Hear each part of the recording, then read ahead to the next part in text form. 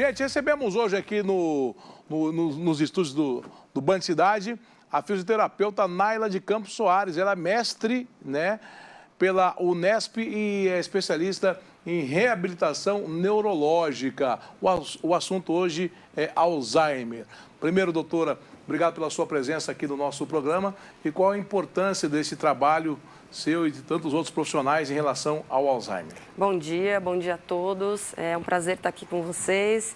Eu agradeço ao CREFITO pelo convite, junto à emissora Guanandi, né, da Band no nosso estado. Isso, obrigado. E eu gostaria muito, sim, de agradecer esse convite e falar um pouco sobre a importância da reabilitação neuromotora nesses pacientes com doença de Alzheimer. A gente sabe que o envelhecimento aí é um fator que vem aumentando muito, as pessoas estão envelhecendo mais, estava ainda há pouco falando de controle de natalidade, né? Isso. Um dos fatores que interfere muito nesse envelhecer, nesse processo de envelhecimento é o fator mesmo de natalidade, o controle de natalidade que está maior. O sistema de saúde do Brasil e no mundo estão mais avançados, estão muito melhores, então isso faz com que as pessoas vivam mais. E esse viver mais implica em algumas situações. Uma situação negativa inerente ao envelhecimento são as demências, né? E dentre essas demências, o Alzheimer é uma doença que atinge aí grande número da população. Aumenta, duplica acima dos 65 anos e essa doença tem um estudo muito recente dizendo que 1 a cada 10 indivíduos com idade acima de 80 anos vão ser portadores de Alzheimer. 1 a cada 10? A cada 10. Então, a incidência é muito grande e essa doença ela tem se tornado realmente motivo de saúde pública, uma atenção muito grande para esse tipo de indivíduo. Doutora, me permita com um pouco mais explicativo do que foi, né? Explica pra gente realmente, de fato, o que é o Alzheimer. E o Alzheimer, ele escolhe classe social? Tem isso aí ou não, doutora? Não, o Alzheimer é uma doença degenerativa do sistema nervoso, né? Então atinge a memória recente e ainda atinge também a parte da motricidade. Então afeta a parte cognitiva da pessoa, o indivíduo ele tem dificuldades de associação, de realização e desempenho na vida diária, então e não escolhe classe social, atinge qualquer classe, tem um fator hereditário muito forte que compõe o Alzheimer e alguns fatores de risco também que são modificáveis, como hipertensão arterial, indivíduos com diabetes, depressões, a obesidade. Então, são todos fatores que podem estar associados ao surgimento da doença de Alzheimer.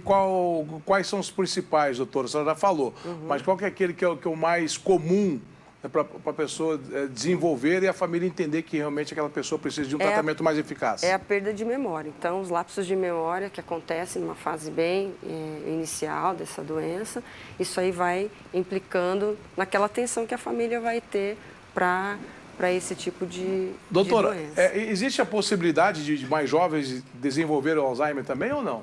Não, jovens não. Essa pode ser algum outro tipo de doença, ou neurológica, ou algum outro tipo de doença psíquica, mas o Alzheimer afeta a população idosa e geralmente acima de 65 anos. É muito comum a gente ouvir no dia a dia, eu convivi com algumas pessoas, algumas famílias que tinham seus entes queridos que desenvolveram o Alzheimer, né?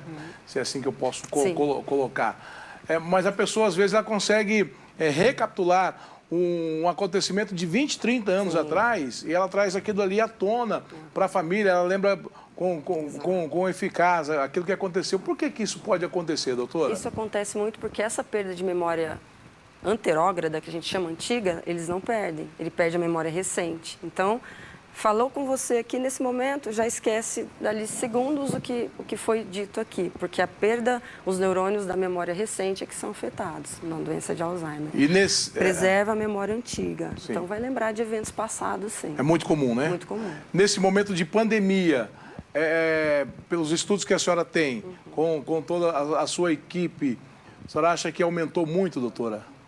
O número de casos de Alzheimer aqui no no Brasil? Só tem algum diagnóstico assim sobre isso ou não? No Brasil, é o que eu disse, né? Assim, os estudos eles apontam esse surgimento, esse crescimento da doença no geral. Já vem isso acontecendo há décadas, né? Não, com a pandemia não tenho nenhum estudo relatando isso. E a importância da reabilitação, como é possível reabilitar essa pessoa que está com Alzheimer? Qual que é o tratamento eficaz que a família tem que fazer junto aos especialistas?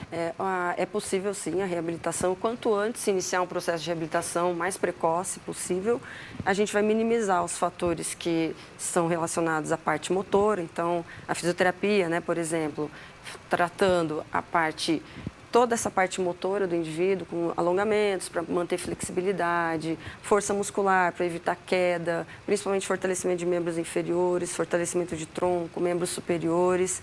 Um resgate também por meio dos exercícios, a parte cognitiva. Então, está lembrando o indivíduo de contar, então eles vão perdendo muito essa parte cognitiva e a gente trabalha nesse sentido também desse resgate aí da parte cognitiva. E o quanto antes iniciar, melhor. Nós vamos minimizar os prejuízos, não que a gente vá retardar o processo dessa doença, que é uma doença progressiva. A doença ela continua progredindo, mas os efeitos podem ser minimizados. Então a gente pode trabalhar nessa parte motora, associando a parte cognitiva e melhorando isso aí, fazendo com que esse indivíduo evolua, né, num processo natural que seria da doença, para menores complicações lá na frente. Doutora Naila, muito obrigado pela sua presença aqui. Mais alguma colocação para quem está nos assistindo? Fique à vontade. Certo. E o espaço do Band Cidade sempre é aberto para a senhora. Eu gostaria de agradecer muito a oportunidade de estar aqui com vocês e dizer que o manejo desse paciente com Alzheimer é um desafio, né? Um desafio para o profissional que está envolvido, para a família. Então a gente precisa também trazer aí à tona essa união com a família e explicar muito bem, orientar a família, ter paciência, indicar um cuidador que fique muito ali com o paciente, só ele, mantendo o contexto tranquilo, porque vai chegar numa fase final que esse indivíduo vai ter muita complicação em relação à irritabilidade, agressividade. Então é importante a família ficar com ele, uma pessoa que tenha confiança, também ali de confiança para essa pessoa ficar mais tranquila ali, nesse contexto biopsicossocial. Obrigado, doutora, pela sua presença aqui. Obrigada. E até sempre. É isso aí. São 12h04, né? À vontade. Fique tranquila, doutora. 12h04, Band Cidade. É importante que você que tem o vovô, a vovó, né, tenha essa consciência de cuidar realmente dos seus familiares. Isso que a doutora falou aqui de extrema importância para a gente.